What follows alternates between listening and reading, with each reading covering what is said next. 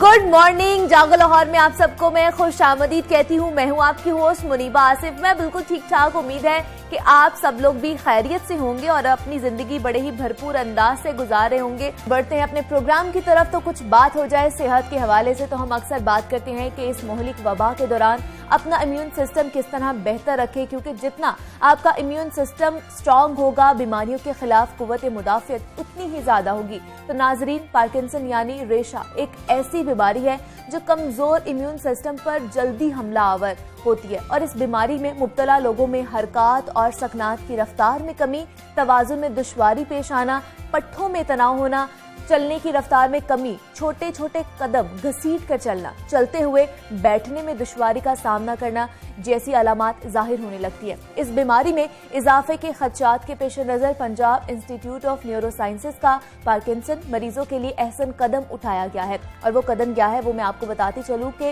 रेशा या पार्किंसन जिसको बोलते हैं, उसमें मुब्तला 40 मरीजों के मुफ्त ऑपरेशन का ऐलान भी किया गया है। ये बीमारी है क्या, इसकी इलामात क्या होती हैं और इसका इलाज कैसे मुमकिन है, इस पर बात करेंगे। हमारे साथ मौजूद हैं प्रोफेसर ऑफ न्यूरो सर्जरी हैं, executive director Punjab institute of neuro sciences Lahore हैं, डॉक्टर खालिद महमूद। सर, मैं आपको खुश आमदीद कहती हूँ। कैसे आप?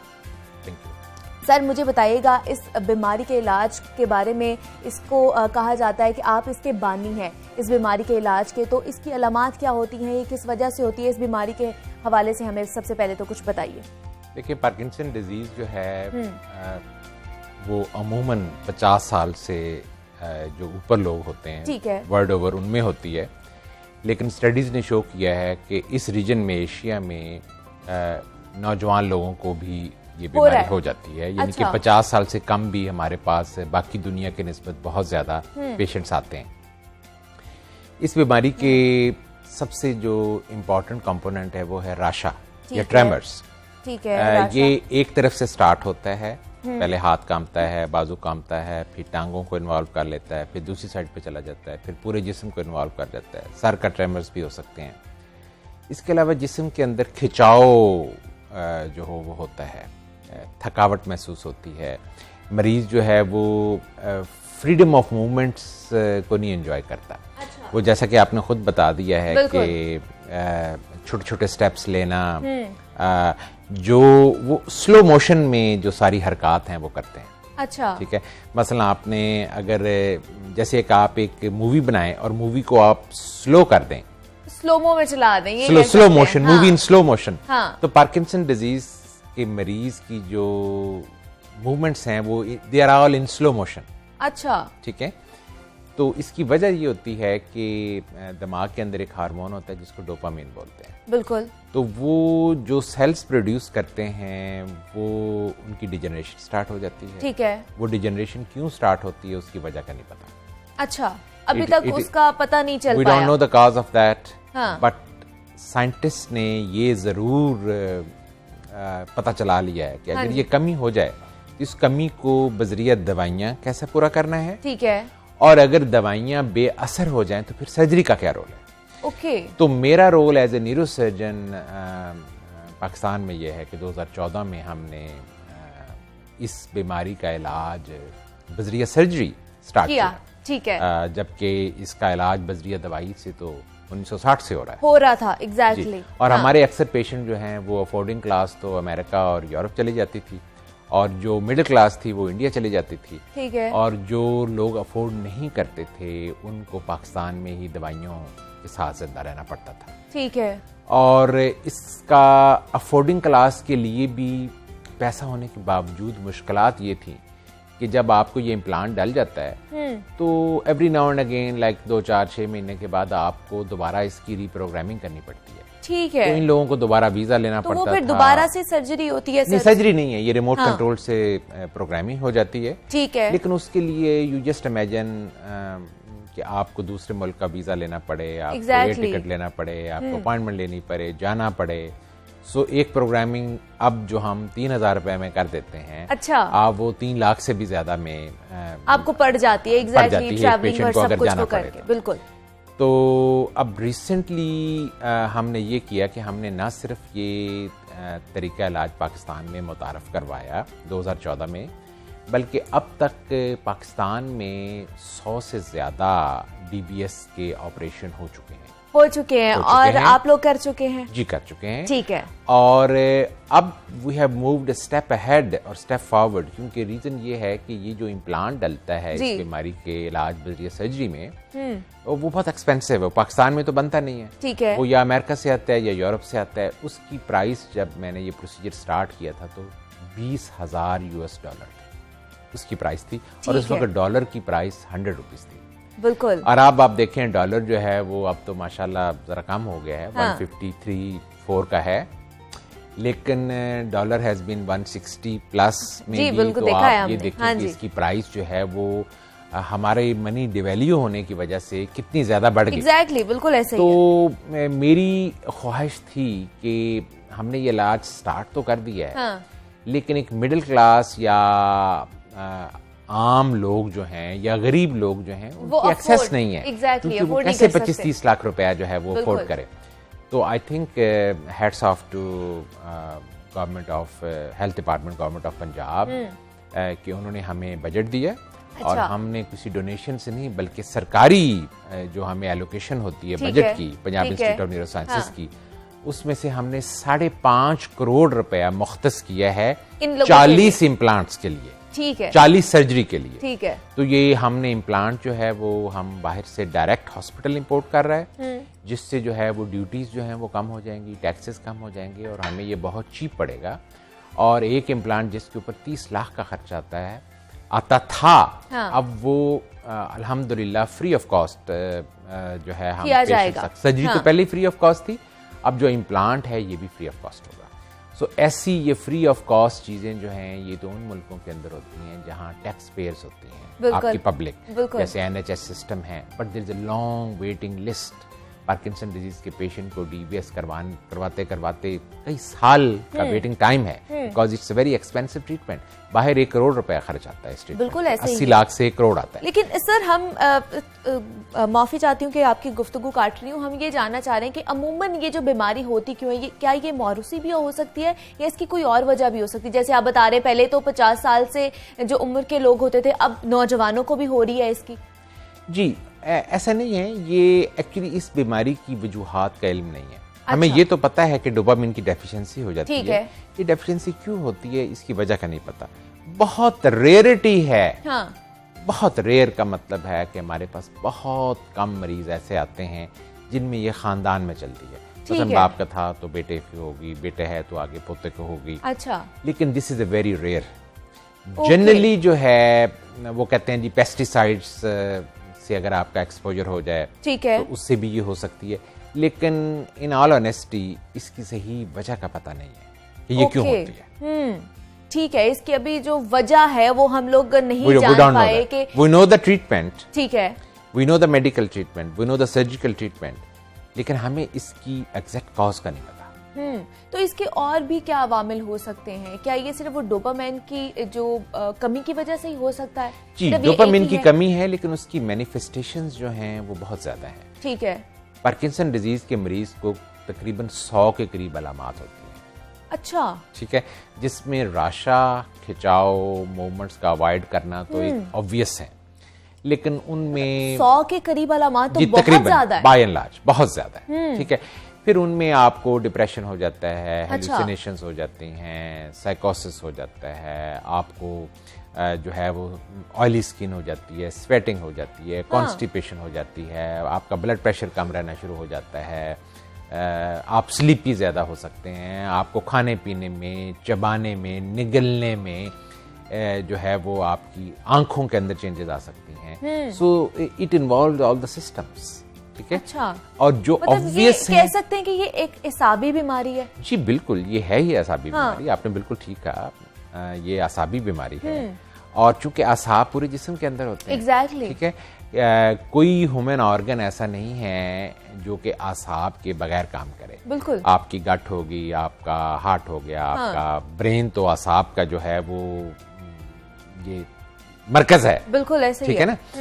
तो आईज हो गई आपकी, आपके मसल्स हो गए, सो हर जगह असाब जाते हैं, तो ये असाबी बीमारी है तो हर चीज को इन्वॉल्व करती है। बिल्कुल। और जिस तरह की सर ये जो सिचुएशन चल रही है कोरोना वायरस से, हम दूसरा साल हमारा चढ़ गया है, ये हम जूझ रहे हैं इस वबा से, क्या इस माहौल में इसके खदशात ज्यादा हो सकते हैं, पैदा हो सकते हैं? नहीं, कोरोना वायरस का जो है इससे वो कोई ताल्लुक पार्किंसन डिजीज से जो है वो कोई ताल्लुक नहीं है। अच्छा। मे बी स्टडीज आ जाएं, क्योंकि अच्छा। अभी तो कोरोना को आए हुए 1 साल हुआ है, बिल्कुल। तो वी डोंट नो। हमें ये तो पता है कि कोरोना वायरस लंग्स के अलावा जिस्म के बाकी जो ऑर्गन्स हैं उनमें भी, उनको भी अफेक्ट करता है, लेकिन क्या ये पार्किंसन डिजीज भी करता है, इसका जवाब अभी तक तो हमें नहीं मिला।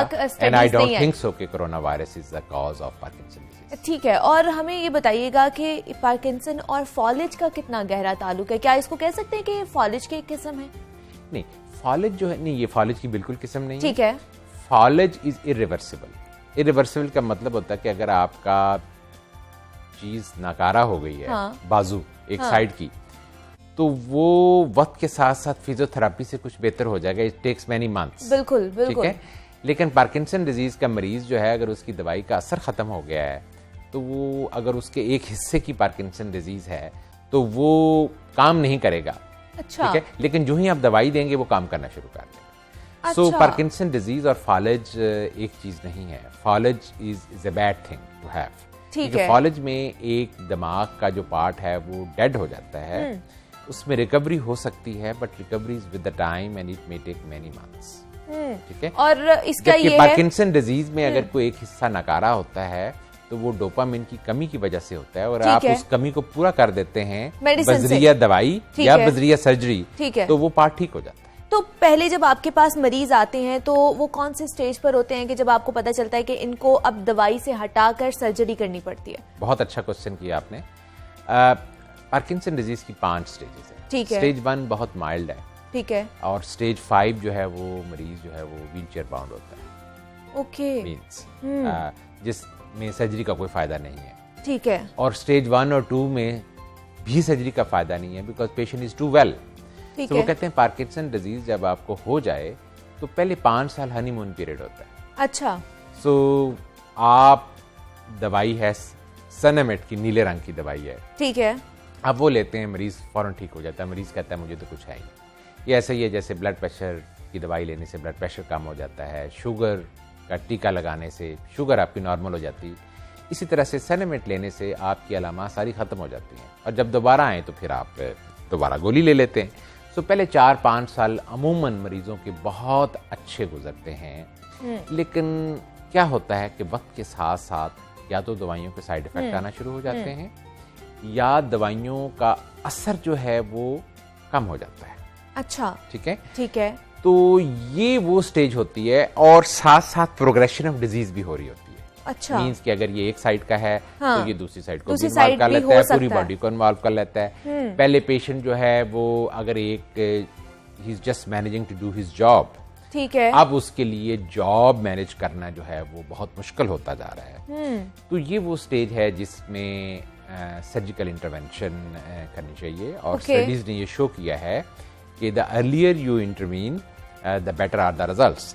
और ये डीबीएस इम्प्लांट और दवाइयाँ ये मिल के काम करते हैं।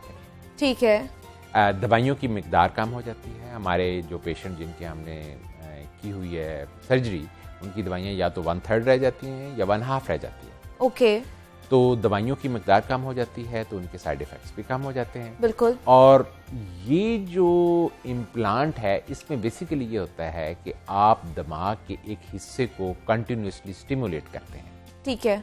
वहां एक आप लीड डालते हैं। ठीक है। वो लीड वायर्स की ये आप सर्जरी की बात कर रहे हैं। सर्जरी की बात कर रहे हैं। वो लीड जो है वो जिल्द के नीचे रह के आपके छाती के आगे हम एक पेसमेकर लगा देते हैं, जिसको आईपीजी बोलते हैं। ठीक है। बैटरी, वो भी स्किन के नीचे होती है। तो जैसे आप अपना एसी जो है ऑन ऑफ करते हैं, उसकी कूलिंग कम ज्यादा करते हैं, हाँ। आप रिमोट कंट्रोल से आप स्टिमुलेशन, अच्छा, आप उसकी वोल्टेज और आप उसकी स्ट्रेंथ, ये सारी चीजें जो है ना, आप उनको डिफरेंट पैरामीटर्स जो हैं उनको आप चेंज कर सकते हैं थ्रू रिमोट कंट्रोल। ठीक है। और वो वाइब्रेशंस जो हैं वो बैटरी आपको इलेक्ट्रिकल जो है वो एनर्जी देती है, और वो हल्की हल्की वाइब्रेशंस जो हैं लाइक 130 हर्ट्ज या 140 या 150, ठीक है, ये आपके वो दिमाग का जो पर्टिकुलर पार्ट है उसको कंटिन्यूसली स्टिमुलेट करती है और इन ए वेरी प्रोग्राम। ये जो कर रहे होते हैं रिमोट, वो उसी मरीज के पास ही होता है? नहीं, हम मरीज को भी कंट्रोल देते हैं, ठीक है, that's called the patient controller, लेकिन वो मरीज जो है वो बहुत ज्यादा नीचे कर सकता है जिससे को है नुकसान हो सकता exactly. है। तो हम पेशेंट को एक लिमिट तक कंट्रोल देते हैं, ठीक है। बाकी जो मास्टर कंट्रोल होता है वो हमारे पास होता है। तो फिर कितनी देर बाद दोबारा आकर जो है वो मरीज को चेक कराना पड़ता है? जब हम सर्जरी करते हैं तो पेशेंट को पहले जरा 2-3 दफा ज्यादा फ्रीक्वेंटली आना पड़ता है, उसके बाद once in a blue moon, maybe every 6 month और एवरी ईयर। और जो सर्जरी के बाद भी वो मेडिकेशंस पे ही होते हैं? जी, मेडिकेशन पे होते हैं, लेकिन उनकी जो मिकदार है वो बहुत कम हो जाती है, कम कर देते हैं। और ठीक है। कम होने से पेशेंट को साइड इफेक्ट्स कम हो जाते हैं। अच्छा। और अब ये आ जाता है कि जो डीबीएस और दवाइयां जो हैं वो मिलके काम करते हैं। हाँ, मतलब सर्जरी भी होगी और दवाइयां भी साथ साथ चल रही हैं, तो वो दोनों अपना अपना काम करेंगी। लेकिन अगर सर्जरी से पहले जो मरीज दवाइयां ले रहे होते हैं वो कितने अरसे तक आप लोग उनको रिकमेंड करते हैं? जनरली देखें, हम ये रिकमेंड करते हैं कि 5 साल के बाद, 5 साल तो आप दवाइयां ले लें, 4 से 5 साल तक तो दवाइयां आप इस्तेमाल कर सकते हैं। अच्छा। उसके बाद जो है वो सर्जिकल इंटरवेंशन को जो है ना वो कंसिडर करना चाहिए। मतलब अगर 5 साल अगर आपने दवाइयां ली हैं तब भी आपकी हालत जो है बेहतर नहीं हो रही, देन हम लोग सर्जरी की तरफ जाएंगे। हम सर्जरी टू अर्ली भी नहीं कर सकते और एंड स्टेज में भी नहीं कर सकते। अच्छा। एंड स्टेज इज स्टेज 5, जिससे मरीज व्हील चेयर बाउंड हो जाता है। हाँ। ठीक है, तो उस वक्त भी सर्जरी नहीं हो सकती। और सर्जरी फिर कब करते हैं आप लोग, कौन से स्टेज सर्जरी मिडिल स्टेज में, स्टेज 3, स्टेज 4 या 4 पर करते हैं आप लोग सर्जरी करते हैं। और ये कह सकते हैं कि ये काबिले इलाज है और इसके बाद जो मरीज है वो मुकम्मल तौर पर ठीक हो सकता है? जी बिल्कुल, उनके सिम्टम्स जो हैं वो बहुत बेहतर हो जाते हैं। अच्छा। देखें, जो क्योर होता है ना वो बहुत कम होता है। मसलन आप देखें कि डायबिटीज का क्योर तो कोई नहीं है, बिल्कुल। क्या ब्लड प्रेशर का क्योर है? हाँ। सो ब्लड प्रेशर, लेकिन आप दवाइयों से ब्लड प्रेशर बहुत अच्छा कंट्रोल कर सकते हैं। आप इंसुलिन के इंजेक्शन या दवाइयों से बहुत अच्छी शुगर कंट्रोल करके आप एक नॉर्मल जिंदगी बसर कर सकते हैं। The same is with the Parkinson disease. आप दवाइयों से, और अगर दवाइयां बेअसर हो जाएं या डिजीज की प्रोग्रेशन हो जाए या इनके साइड इफेक्ट्स हो जाए, तो दवाइयां और सर्जरी मिलकर काम करते हैं। ठीक है। और सर मुझे जाते जाते ये बता दीजिएगा, जो आप लोगों ने नया ये मंसूबा तैयार किया है 40 अफराद को जो आप लोगों ने मुफ्त इसकी करनी है, इलाज करना है, तो जो ये मंसूबा है क्या आगे मुस्तकबिल में इसको एक्सपैंड किया जाएगा या ये सिर्फ अभी तक है? देखें, ये मंसूबा पहले ही अपनी मिसाल आप है। बिल्कुल, ये तो है। आप इमेजिन करें कि 5.5 करोड़ सिर्फ एक बीमारी के ऊपर 40 मरीजों पे लगाना। एक्चुअली इसकी कॉस्ट, सर्जरी की कॉस्ट हम बिल्कुल फ्री कर रहे हैं। ठीक है। ठीक है, बाकी जो दवाइयां इस्तेमाल होंगी वो भी हॉस्पिटल फ्री देगा। Okay. So it's already a really unheard sort of thing, जो है ना, accept in very advance countries जिनमें इंश्योरेंस होती है और जिनमें आपका नेशनल हेल्थ सर्विस होती है। Otherwise the patients, you know, somebody page for the patient, either the insurance company और हमारे जो है वो पहले, अब तक 2014 में स्टार्ट हुआ है तो 21 तक ये होता रहा है कि या तो पेशेंट खुद पे करता था या आई मस्ट एडमिट कि चीफ मिनिस्टर की ग्रांट से भी हमने कोई 15-20 के करीब केसेस किए हैं। ठीक है, मतलब हम ये कह सकते हैं कि आगे आने वाले में मुस्तकबिल में हम इस मंसूबे को एक्सपेंड होते देख सकते हैं और मजीद कर भी सकते हैं, और अगर हम इसको कंटिन्यू ही करें तो बहुत बड़ी बात हो इंशाल्लाह। और हम चाहते हैं कि ये कंटिन्यू हो। हमारे साथ प्रोफेसर डॉक्टर खालिद महमूद साहब मौजूद है। सर, बहुत शुक्रिया आपका कि आपने हमें वक्त दिया और आपने इसके बारे में बताया कि ये चीज होती क्या है और इसका किस तरह इलाज किया जा सकता है। तो हम कुछ आगे बढ़ते हैं और बात भी हमने करनी है, बहुत अच्छे अच्छे टॉपिक्स हैं हमारे पास, लेकिन यह वक्त तो एक छोटी सी ब्रेक का। मिलते हैं इस ब्रेक के बाद।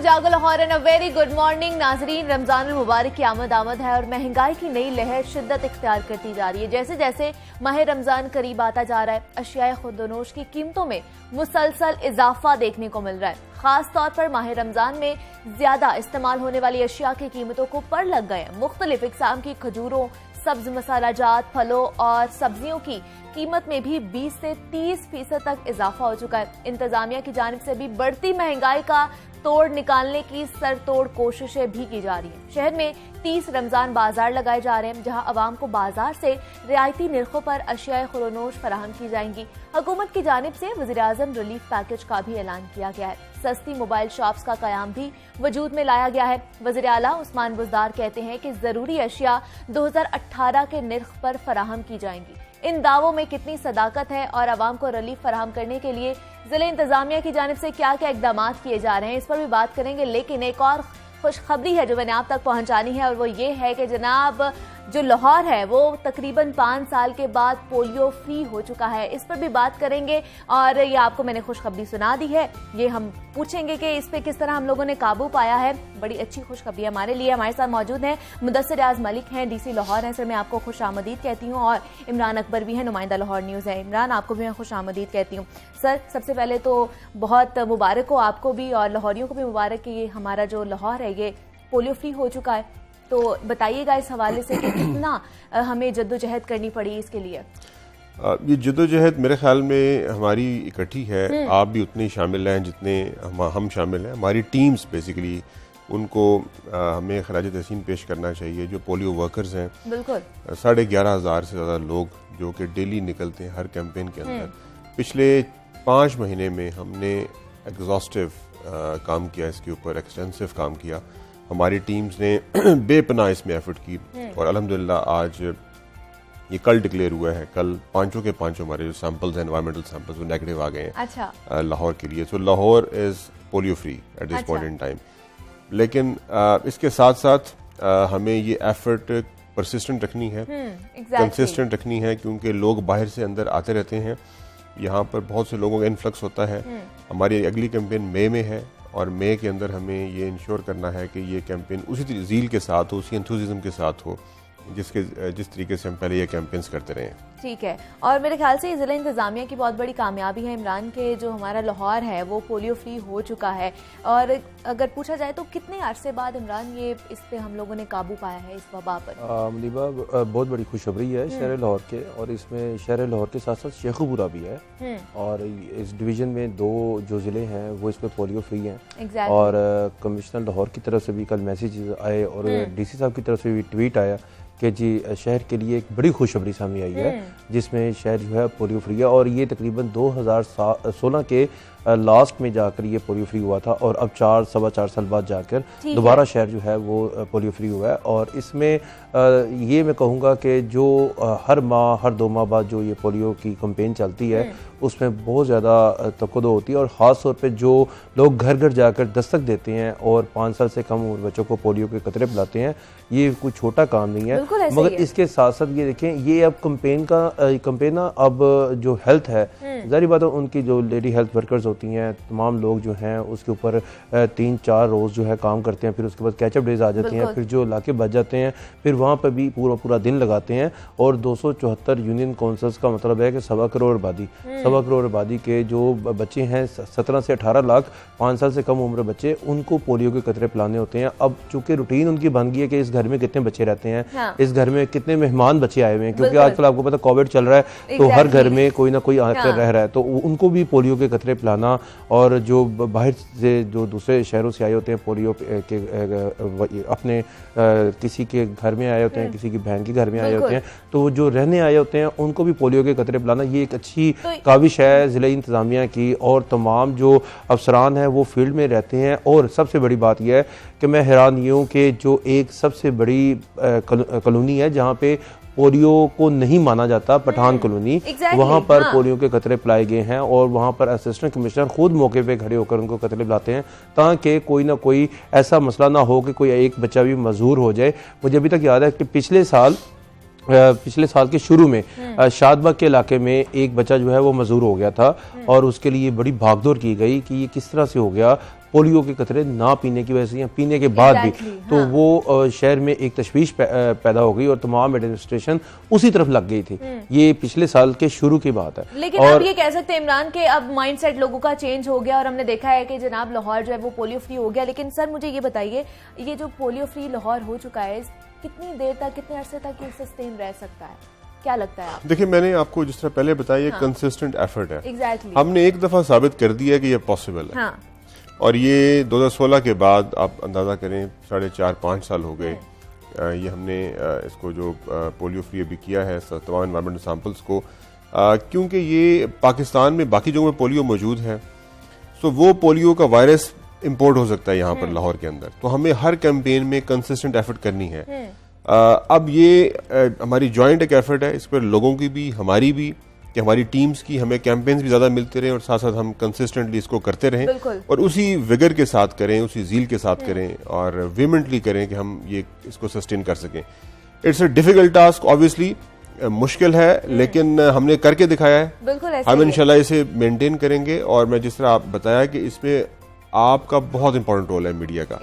मैं जिस कैंपेन में, हर कैंपेन में, क्योंकि मैं खुद बाहर निकलता हूँ, हम रात को 4 से 5 घंटे की मीटिंग्स करते हैं इसके ऊपर रिव्यू की, जो अप्रिशिएट करते हैं जिन्होंने अच्छा काम किया, जिन्होंने अच्छा काम नहीं किया, और रेप्रीमांड भी करते हैं। लेकिन हर कैंपेन के अंदर हर टाइम पे आप लोग हमारे साथ होते हैं अवेयरनेस जनरेट करने के लिए, लोगों को सेंसिटाइज करने के लिए। उसके बगैर ये पॉसिबल नहीं है। लाहौर में ये मैसेज पहुंचाना, हर बच्चे को हर दफा कतरे पिलवाने हैं, it is impossible until unless media stands with you.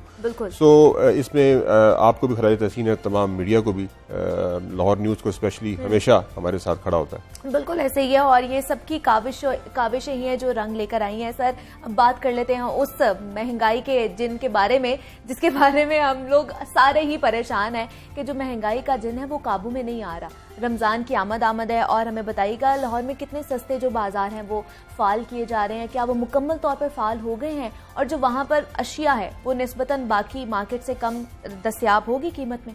देखिए, कल हमने 30 बाजार लगा दिए थे और वो फंक्शनल भी हो गए थे। आज वो फुली फंक्शनल है, सारे बाजार 30 के 30 मुख्तलिफ जगहों के ऊपर हैं, सारी तहसीलों में हैं।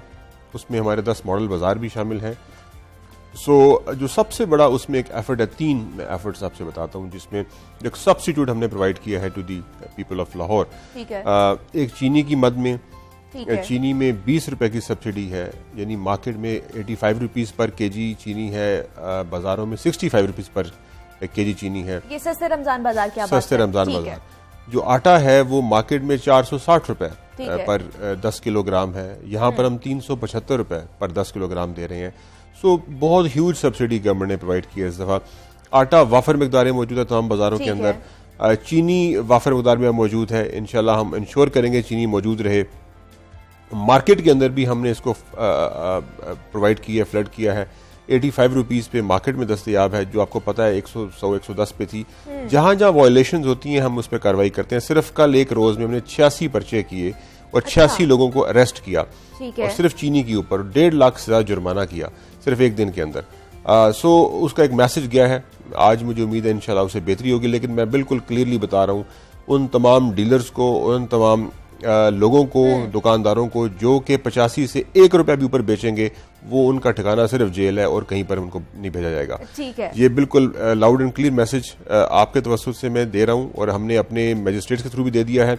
कोई बंदा 86 की चीनी मार्केट में नहीं बेचेगा, 1 रुपया भी ऊपर बेचेगा तो वो सिर्फ सलाखों के पीछे जाएगा। ओके, मतलब सख्त कार्रवाई की जाएगी, अब किसी को भी रिलीफ नहीं दिया जाएगा। तो इमरान, आप मुझे बताइएगा क्या सूरत हाल है मार्केट में? बाजार तो फाल हो गए हैं, तो जिस तरह सर कह रहे हैं उस तरह अशिया मिलेंगी, लोगों को रिलीफ मिलेगा? देखिए मुदीबा, चूंकि हमने शहरियों की बात करनी है, इंतजामिया का अपना मौकफ है, डी सब साथ बैठे हुए हैं, अमीर शहर हैं साथ, उन्होंने पूरे शहर को देखना होता है। शहर बहुत बड़ा हो गया। अब मसला ये नहीं है, मैंने करनी है शहरियों की बात। शहरी हमसे बात करते हैं महंगाई की, और बिलीव करें कि ना ताबड़तोड़ जो हमले होते हैं ना, वो ऐसे हमले हैं कि ना, वो एक महंगाई की जो वैक्सीन है ना उनको दी जा रही है रोजाना। वैक्सीन तो एक साल में एक दफा ही होती है, मगर उनको रोजाना दी जाती है। और आप ये देखें कि मैं ये नहीं कहता कि जिला इंतजामिया काम नहीं कर रही। अब डी साहब ने खुद बताया कि 86 पर्चे, 1.5 लाख के करीब जुर्माना। इसका मतलब है कि महंगाई है, वो जखीरा अंदोज और मुनाफा खोर हैं जिनको हम पकड़ते हैं, फिर आ जाते हैं, फिर बेचते हैं, उनके लिए ये पर्चे, ये सुलाहें जो हैं ये अब कम पड़ गई हैं, ये मैटर नहीं करती। अब मकसद ये है कि शहर में जो है खा सब्जी हो, खा फल हो, इतनी इंतजामिया कोशिश कर रही है। कभी मोबाइल शॉप्स का जो है वो इफ्तिताह कर रहे हैं, रक्षों पे गली मोहल्लों में जाएं, नीलामी से कम पैसों में बेचें। कभी हम कोई भूखा नहीं सोएगा उसके ऊपर जो है वो शहर में जो वैन्स का जो कैंपेन चला रहे हैं, 4 ट्रक छोड़ दिए हैं शहर में, मुख्तलिफ रूट्स पे जाएंगे।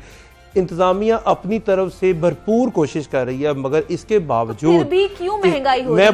मैं बता गू की सूरत हाल है, हिजानी कैफियत है। और इसके साथ साथ मैं कहता हूं कि इसमें मैटर करती है प्लानिंग। अच्छा, अब आप देखें कि 25 शुबान को कहा गया रमज़ान बाजार लगाएंगे। 25 शुबान की सुबह तक ये हो रहा था कि अब एनसीओसी की तरफ से इजाजत मिलेगी क्या रमजान बाजार लगाने की या नहीं। क्या पता एनसीओसी कहे कि रमजान बाजार नहीं लगने।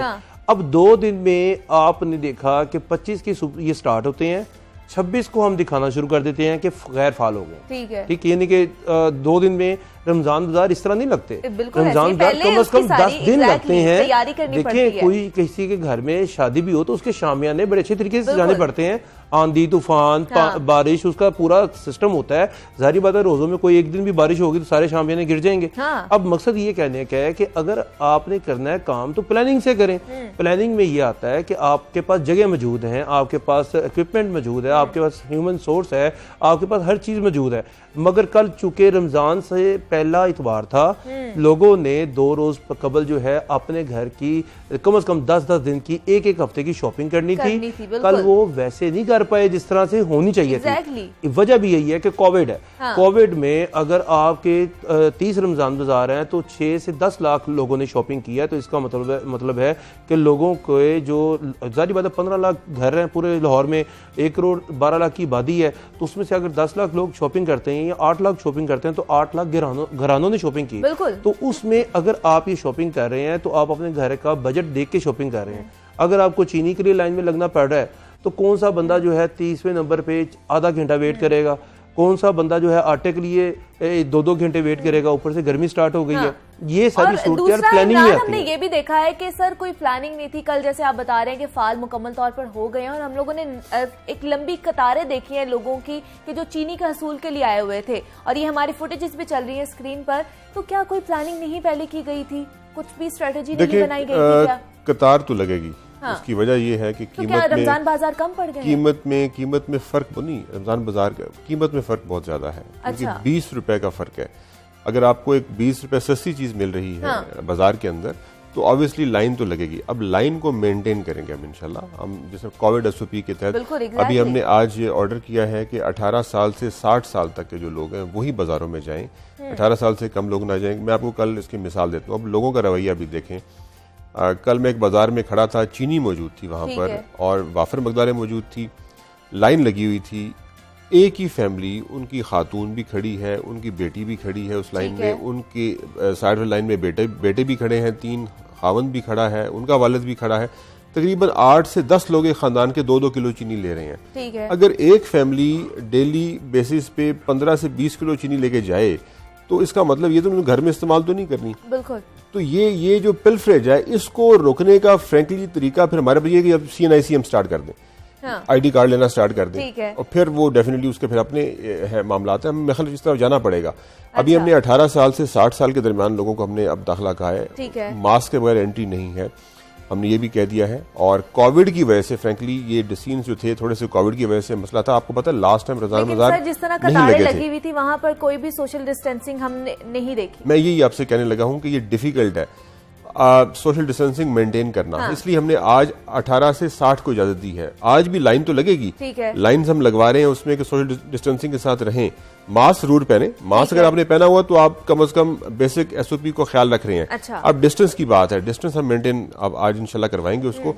मैं कहना ये चाह रहा था कि ये बाजार पे डिसीजन थोड़ा सा लेट इसलिए हुआ कि लास्ट टाइम बाजार नहीं लगे थे रमजान में, तो इस दफा भी शायद कैंसिल हो जाते। हमारी रिकमेंडेशन थी कैंसिल कर दें। अच्छा, कोविड की तीसरी लहर बहुत ही डेंजरस है, बहुत खतरनाक है, मुकम्मल लॉकडाउन की तरफ जा रहे हैं। ठीक है। सो उसमें लेकिन गवर्नमेंट ने आप लोगों ने सिफारिशात दे दी हैं जी मुकम्मल हमने लॉकडाउन बिल्कुल की? ये दी थी, हमने दी थी, लेकिन गवर्नमेंट ने ये फैसला किया कि क्योंकि ऑब्वियसली लोगों को रिलीफ प्रोवाइड करना है, बिल्कुल, exactly। इसलिए रमजान बाजार लगाएं आप लाजमन, और कोशिश करें उसमें एसओपीज का मेंटेन करें। हमने Exactly। एसओपीज मेंटेन अब करवाने, इंशाल्लाह हम करवाएंगे। हाँ। आज से हम स्टार्ट करेंगे इसको, और लग गए हैं। ये इस वजह से डिले हुआ था, प्लान थे पहले लगने थे 25 से ही, 2-3 दिन का जो फर्क पड़ा है वो सिर्फ इस वजह से पड़ा है कि हमें कोविड एसओपीज के फैसला देखना था कि कोविड के वजह से हम इसको बाजारों को लगाएं कि ना लगाएं। नहीं तो अभी अगर जिस तरह आप लोगों ने सिफारिशात मुकम्मल लॉकडाउन की भी की है, तो अगर मुकम्मल लॉकडाउन लग जाएगा तो क्या रमजान बाजार तब भी फाल रहेंगे? जी रहेंगे।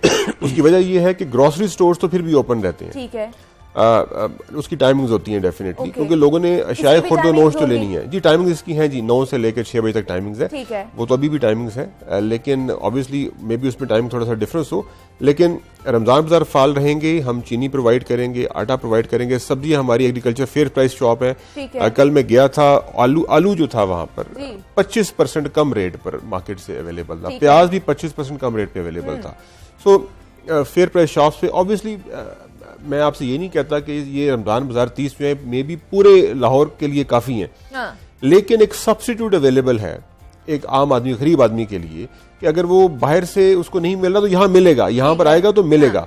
सो उसको मेंटेन मैनेज करना भी ऑब्वियसली डिफिकल्ट होता है एक रमजान बाजार को, इसके लिए बहुत बड़ी एस्टेब्लिशमेंट चाहिए बिल्कुल होती है, ऐसे, exactly, ऑपरेशन इसका बड़ा डिफिकल्ट होता है। और खास तौर पे हमें दिक्कत इसलिए है कि हमें कोविड में हम रह रहे हैं, हमारे बहुत से एहलकार कोविड शिकार हैं अभी आजकल, हमें एडमिनिस्ट्रेटिवली बहुत दिक्कत है, एचआर की, ह्यूमन रिसोर्स की, हमारे डॉक्टर्स, हमारे रेवेन्यू के स्टाफ, हमारे एजुकेशन के स्टाफ, हमारे एग्रीकल्चर के स्टाफ, बहुत से भी कोविड में मौजूद हैं। Exactly। तो उनको भी डिप्लॉय करना, वो भी हम देख के करते हैं, जो जिसको डेफिनेटली कोरोना ना हो वो भी हम टेस्ट करवा के उसको करवा रहे हैं वहां पर डिप्लॉय, ताकि मिनिमम इसका इफेक्ट हो। So it's a trade off, difficult situation है, लेकिन इंशाल्लाह ताला इसे हम हैंडल करेंगे। सबको ही हैंडल करने की जरूरत है। और इमरान, मुझे आप बताइएगा, जिस तरह सर कह रहे हैं कोरोना एसओपीज का खास तौर पर ख्याल रखा जा रहा है, ऐसा है?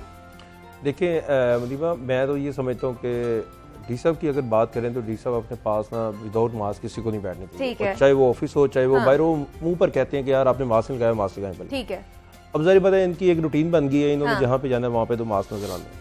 अब मार्केटों में जैसा मैं आपको बता रहा हूँ कि हमने ना सर्वे भी किए, दिखाया भी, कम से कम 92% 90% लोगों ने मास्क पहना हुआ है। ठीक है, ठीक है। समाजी फासला नहीं है, ओके। ये किसी को याद नहीं रहता कि मैं चल रहा हूँ और मैंने इतने फीट जो है वो दूर खड़े होना है। ठीक है। अब बड़ी इंपॉर्टेंट बात की है, आज एनसीयूसी का इजलास भी अभी कुछ देर बाद शुरू हो जाएगा, तो आपके ही प्रोग्राम में डी साहब से पूछ लेते हैं। डी साहब बैठे हुए हैं, कल की इन्होंने मीटिंग भी अटेंड की है। डी साहब, क्या सिफारिशात जो हैं हमने भिजवा दी एनसीयूसी को शहर में मुकम्मल लॉकडाउन करवाने की? जी बिल्कुल, लॉकडाउन का हमने रिकमेंडेशन दे दी ठीक है है। कि शहर में मुकम्मल लॉकडाउन लगाया जाए। अच्छा।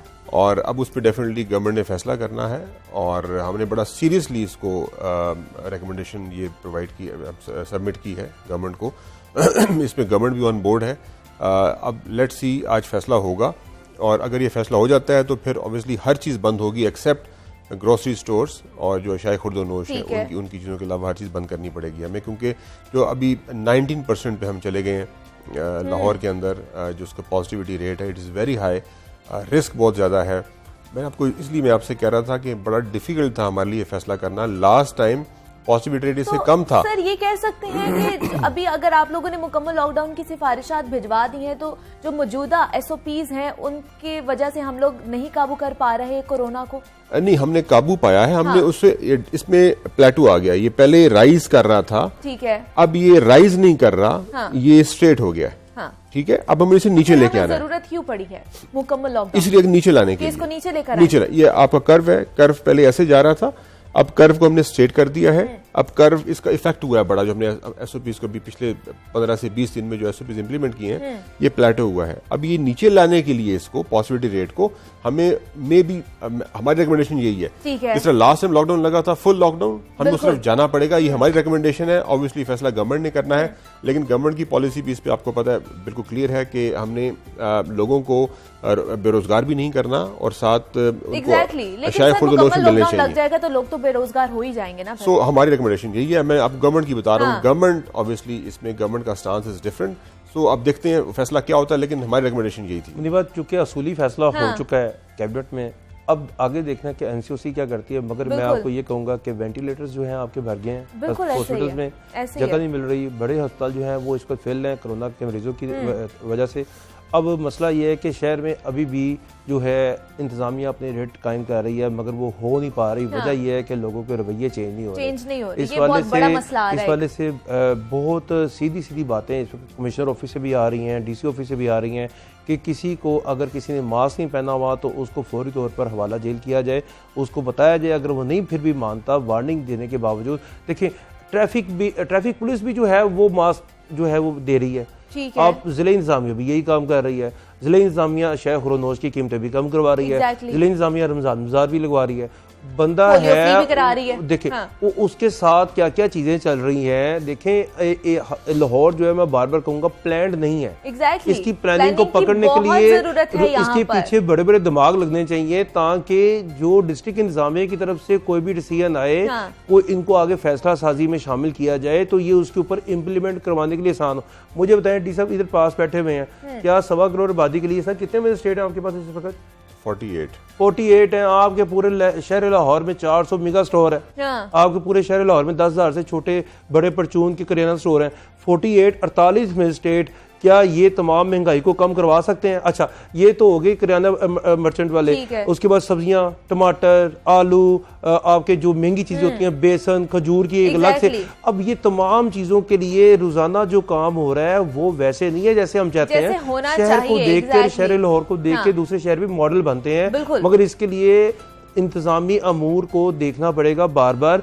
कितने नोटिफिकेशन करेंगे? कह सकते हैं इंतजामी मसला है, तो इसको मसाइल खास तौर पर इस पे तवज्जो देनी चाहिए और महंगाई को कम करना है और उसके लिए सस्ते बाजार लगा दिए गए हैं और उम्मीद करते हैं कि हम जो सोच रहे हैं वैसा ही होगा। डीसी लाहौर हमारे साथ मौजूद थे मुदस्सिर रियाज मलिक सर, बहुत शुक्रिया आपका कि आपने हमें वक्त दिया, और उसके साथ इमरान अकबर भी हमारे साथ मौजूद थे। इमरान आपका भी बहुत शुक्रिया जनाब। यहाँ वक्त हुआ एक छोटी सी ब्रेक का, मिलते हैं इस ब्रेक के बाद।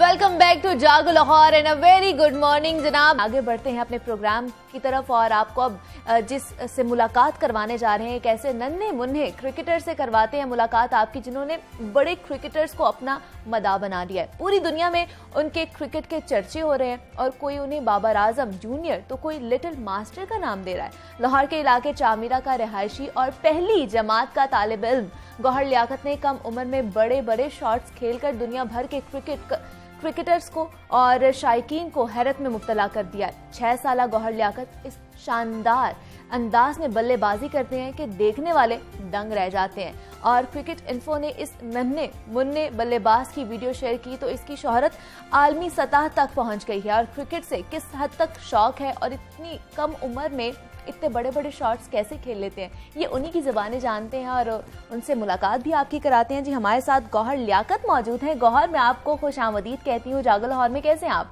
मैं ठीक। और उनके साथ तशरीफ रखते हैं मोहम्मद खुर्शीद हैं, जो कि गौहर लियाकत के कोच भी हैं। सर, मैं आपको भी खुशामदीद कहती हूँ जागो लाहौर में। कैसे हैं आप? सबसे पहले तो मैं गौहर आपसे बात करना चाहूंगी, मुझे आप बताइए कि कब से आपने क्रिकेट स्टार्ट की है और पढ़ते भी हो आप? जी 1 क्लास में पढ़ता हूँ और पिछले लॉकडाउन में मैंने क्रिकेट शुरू की थी। अच्छा। 1 साल हो गया। और शौक था आपको? 2 साल पहले बिलाल कुजी आए थे मेरे घर, तो वो मैं प्लास्टिक की बॉल से वैसे ही लगा हुआ था, खेल रहा था। अच्छा। तो वो कहते इनको कोई क्लब में डालो, मतलब कि क्रिकेट स्टार्ट करो। अच्छा।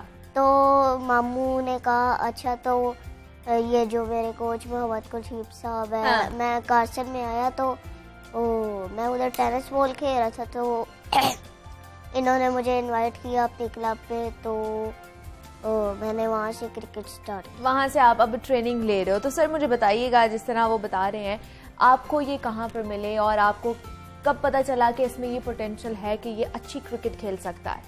ये पिछले कोविड में हमें कारसन ग्राउंड में मिला था। ये टेनिस बॉल खेल रहा था, इसका मामू शाहिद महमूद लेके आया था साथ। हाँ। तो हम उधर 3-4 आदमी बैठे हुए थे, जिसमें मलक सरवर महमूद साहब हैं जो ICC अवार्ड याफ्ता हैं, और उसके बाद हमारे कप्तान रब नवाज साहब हैं जो फर्स्ट क्लास अंपायर भी रहे हैं। हाँ। फिर उसके बाद आसम लकी साहब थे, तो मलक रफीक साहब, ये सब हम बैठे हुए थे। तो ये टेनिस बॉल खेल रहा था। अच्छा। तो हमने कहा कि यार आप ये तो बहुत अच्छा खेल रहा है। वहां पर देखा आपने इसको? हाँ जी, ठीक है। कासिम ग्राउंड में देखा। हाँ। तो फिर इसके बाद हमने इससे पूछा कि आपका फेवरेट प्लेयर कौन सा है? हाँ। तो इसने बताया कि मोहम्मद यूसुफ साहब, हाँ। तो बाबर आजम साहब। ठीक है। तो उससे फिर हमने आइडिया लगाया कि ये तो बहुत ही अच्छा है, और इसके शॉट भी तकरीबन वो ऐसे मार रहा है, खेल रहा है। ठीक है। तो मोहम्मद यूसुफ साहब फिर इसके पास भी आए हैं, तो इसको कुछ टिप्स दिए हैं। तो मोहम्मद यूसुफ साहब ने कहा कि मैं 1 महीने के बाद फिर दोबारा आऊँगा, अच्छा। तो आपको दोबारा टिप्स दूंगा। ठीक है। तो जिस तरह गौहर आप मोहम्मद यूसुफ साहब भी आपके पास आए थे, आपको टिप्स देके गए हैं, तो क्या वो टिप्स आपने यूज की है क्रिकेट जब खेलते हो? जी की है, कोशिश उन पे ही कर रहा हूँ। और हाँ। मैंने क्या टिप्स देके गए हैं आपको? कहा कि छोटी टाक से मिडोन खेलनी है, और अच्छा। महीने बाद वो फिर देखने आएंगे। हाँ। मुझे बहुत खुशी होगी। तो मेरी यही ख्वाहिश है। मोहम्मद यूसुफ तो मुझे मिल गया, और बाबर आजम से भी मैं मिलना चाहता हूँ, और वो दुनिया के नंबर 1 प्लेयर है। हाँ। तो शौक था, कब से शौक था आपका? क्योंकि पिछले साल तो आपने स्टार्ट किया है, तो खेलते रहते थे घर में भी आप क्रिकेट? नहीं, पहले तो शौक नहीं था। जब बिलाल कुरजी आए तो उन्होंने मेरा कॉन्फिडेंस बढ़ाया कि अच्छा। आप क्रिकेट खेल सकते। हाँ, तो इंटरेस्ट था तो तभी ये आगे बढ़ सका है। तो आपको क्या लगता है सर, ये छोटा सा बच्चा है 6 साल का, और इतनी सी उम्र में इतना टैलेंट, और इसको ट्रेनिंग की कितनी जरूरत है? कितनी देर ये ट्रेनिंग करता है आपके पास? ये हमारे पास, हमने इसे दोबारा जब मोगलपुरा वाइट्स में लेके आए, हाँ। तो इसको हम तकरीबन, हमारा 45 बॉल का 1 राउंड होता है। अच्छा। तो इसमें बड़े बड़े प्लेयर जो से थक जाते हैं। हाँ। लेकिन ये इसका कॉन्फिडेंस इतना है कि ये 60-70 ओवर खेलता है। यानी अच्छा। कि 12-14 ओवर राउंड खेलता है। तो हमने कोशिश की कि उसका 1 राउंड के ऊपर जो है 70 ओवर खिलाया जाए एक साइड पे ही। हाँ। तो उसके बाद हमने इंशाल्लाह ये कोशिश हुई है। साल के बाद आपने परफॉर्मेंस भी देखी, और इसकी परफॉर्मेंस ऐसी है कि बाबर आजम जैसे स्टाइल बनाता है, पूरा उधर स्टे करता है बैट को। तो मोहम्मद यूसुफ जो फुटवर्क का बहुत अच्छा प्लेयर था, तो इसलिए मोहम्मद यूसुफ को भी लाइक किया है। उनका फुटवर्क भी यूज करता है, ऐसे पाँव हिलाता है। अच्छा। तो अल्लाह की शान है कि जो भी इसे बताते हैं इंशाल्लाह वो पिक बहुत जल्दी कर रहा है। तो ये सर, इसके रिस्ट वर्क की जो है ना बहुत ज्यादा तारीफ की जा रही है, तो क्या इतना सा बच्चा है, इस पे कितनी वर्कआउट और ये सारा कुछ किस तरह, ये इसके अंदर इन बिल्ट ही था? हाँ जी, इसमें ये क्वालिटी थी। हाँ। क्वालिटी थी। तो ये देखो ना, हमने देखा इसको, पिक किया था इसे, जो हमने इसको बताए। हाँ। जो मोहम्मद यूसुफ साहब बता के गए हैं, उसके भी आपने देखा होगा कि ये शॉट बता रहे थे। बिल्कुल। उसने स्क्वायर लेग का उसको बताया कि छोटी टांग से स्क्वायर लेग खेलनी है। हाँ। तो उसके ऊपर वर्क कर रहा है। तो मेरे हिसाब से तो ये दुनिया में मेरा ख्याल है पहला बच्चा होगा। हाँ। ये जो 6 साल की उम्र में उसने दुनिया में पूरा अपना नाम पैदा किया है। बिल्कुल ऐसे ही है। और मुझे आप बताओ गौहर, कितनी देर प्रैक्टिस करते हो? मतलब आप ट्रेनिंग तो लेते हो क्लब में जाके, घर में भी आके प्रैक्टिस करते हो? नहीं, घर में नहीं, घर में बस टेनिस बॉल से दीवार पे मार के। तो अच्छा, सिर्फ टेनिस बॉल पे दीवार पे मार के प्रैक्टिस करते हो। और उसके अलावा क्या शौक है आपके क्रिकेट के अलावा? क्रिकेट के अलावा एक फुटबॉल। बस फुटबॉल भी खेलते हो? उसका भी शौक है? मतलब मल्टी टैलेंटेड बच्चा है हमारे पास, फुटबॉल भी है, क्रिकेट में तो अपना नाम बना ही रहा है। तो इस तरह के बच्चे कितने हमारे आगे मुस्तकबिल के लिए मेरे ख्याल से हमारे क्या होंगे, हमें फायदा भी देंगे और पाकिस्तान का नाम भी रोशन करेंगे। हाँ जी, ये इसको मैंने पहले शुरू दिन से कहा था कि आप अगर पढ़ोगे हाँ। तो फिर मैं आपको क्रिकेट खिलाऊंगा। अच्छा। अगर आप नहीं पढ़ोगे तो मैं क्रिकेट नहीं खिलाऊंगा, क्योंकि बच्चों को ये बुरी सोसाइटी से बचाना होता है। Exactly। लैपटॉप से बचाना होता है, ये मोबाइल से बचाना होता है, जो फालतू वक्त ज़ाया करते हैं उनसे बचाना होता है। तो हमारी कोशिश तो यही है, इंशाल्लाह ये फ्यूचर में आप देखेंगे कोई बाबर आजम जैसा तो नहीं, लेकिन बाबर आजम जैसे वो कॉपी पूरी करता है, तो हाँ। इंशाल्लाह ये मुस्तकबिल में ये पाकिस्तान का एक स्टार होगा। तो ये इसकी गौहर की कौन सी जो क्रिकेट टेक्निक है जो आपको सबसे ज्यादा पसंद है? ये कवर ड्राइव बहुत अच्छी मारता है। अच्छा। लेट कट भी मारता है, मिड ऑन खेलता है, मिड ऑफ खेलता है, और पुल भी खेलता है, स्वीप भी खेलता है। जितनी शॉटें हैं तकरीबन इसकी कंप्लीट हो चुकी हैं। अब उसके ऊपर वर्क है, उसके ऊपर हम मेहनत कर रहे हैं ताकि ये इसकी जो सी चीजें मजबूत हो जाएं। ठीक है, तो गौहर मुझे आप बताओ, आपकी फेवरेट शॉट कौन सी है? Cover drive. Cover drive, wow. मतलब और इसके अलावा? इसके अलावा और स्ट्रेट ड्राइव पर। अच्छा, और क्रिकेट के अलावा मतलब होता है ना, बच्चे छोटे होते हैं, उनको बाहर जाके खेलने का भी बहुत शौक होता है। स्कूल में जाके जब खेलते होंगे तो फिर जो आपके साथ क्लास फेलोज हैं वो तो फिर घबराते होंगे कि आपके साथ तो नहीं हमने खेलना, आप तो हरा दोगे और आप इतना अच्छा खेलते हो, ऐसा है? जी ऐसा है। बच्चे और- डरते हैं फिर आपसे? नहीं, बच्चे इतने भी नहीं डरते, मैं खेलता भी नहीं हूँ मैं, क्यों नहीं खेलते उनके साथ? क्योंकि मैं अपनी पढ़ाई में बिजी होता हूँ बस। अच्छा, मतलब स्कूल में जाके आप नहीं खेलते? क्यों? ब्रेक टाइम हो बस बस लंच किया और पढ़ाई की और फिर घर आ गए। तो फेवरेट सब्जेक्ट कौन सा है आपका? मोहम्मद यूसुफ और बाबर सब्जेक्ट कौन सा है पढ़ाई में, स्कूल में? और इंग्लिश पढ़ते हो और वो पसंद है, और घर में आके तैयारी करते हो फिर अच्छे तरीके से? जी करता हूँ। हाँ, और ये पढ़ाई आपने जरूर करनी है, साथ साथ तो आपकी ट्रेनिंग चलती रहेगी, और लेकिन साथ साथ जो है वो पढ़ाई भी लाजमी होती है। तो बड़े होकर क्या बनना है आपने? क्रिकेटर ही बनना है या जी, कुछ और भी बनना है? क्रिकेटर क्रिकेटर ही बनना है। किसकी तरह का क्रिकेटर बनना है? मोहम्मद यूसुफ और बाबर आजम। मोहम्मद यूसुफ और बाबर आजम ही आपके फेवरेट खिलाड़ी हैं? हाँ, इसके अलावा और भी कोई पसंद है कि नहीं? नहीं, हो नहीं। और कोई पसंद नहीं है? तो घर में वो एक बच्चा होता है ना, बहुत ज्यादा शरारती होता है, शरारती हो आप? नहीं, लग तो रहे हो कि आप शरारती हो, जिस तरह आप हंस रहे हो ना। सर शरारती है, मतलब जब ट्रेनिंग के लिए आता है तो शरारतें वगैरह करता है या आराम से ट्रेनिंग कर लेता है? नहीं, इससे जब हम ट्रेनिंग करा रहे होते हैं दूसरे बच्चों को भी, हाँ, तो इसकी कोशिश होती है कि मुझे भी करवाए ऐसी ट्रेनिंग। अच्छा। क्योंकि बाज़ का ऐसे होता है कि हार्ड वर्किंग वाली कोचिंग कम कर रहे होते हैं दूसरे बच्चों के ऊपर, अगर इसको ना करवाओ वो कोचिंग तो ये रोने लग पड़ जाता है। अच्छा। तो कहता है नहीं, मैंने भी ये ट्रेनिंग करनी, ये वाली, ये शॉट मैंने भी सीखने हैं। तो ऐसे इसमें चालाकी तो है, और इसका मेंटली जो आंसर है ये भी वो मजबूत है, हाँ। क्योंकि इसको जो बताया जाए वो पिक करता है जल्दी। फौरन से पिक कर लेता है, ये कह सकते हैं कि जो भी करते हैं फौरन से पिक कर लेते हैं। और हमारे साथ गौहर लियाकत मौजूद है। गौहर, बहुत शुक्रिया आपका कि आपने हमें वक्त दिया और आप यहाँ पर आए हैं। और उनके साथ मोहम्मद खुर्शीद भी मौजूद है जो गौहर के कोच थे, और हमें बता रहे थे कि किस तरह ये जो हमारा नया टैलेंट है ये आगे जाकर पाकिस्तान का नाम भी रोशन करेगा। और इंशाल्लाह हमारी बेस्ट विशेज हैं आपके साथ गौहर। अल्लाह हाफ़िज़।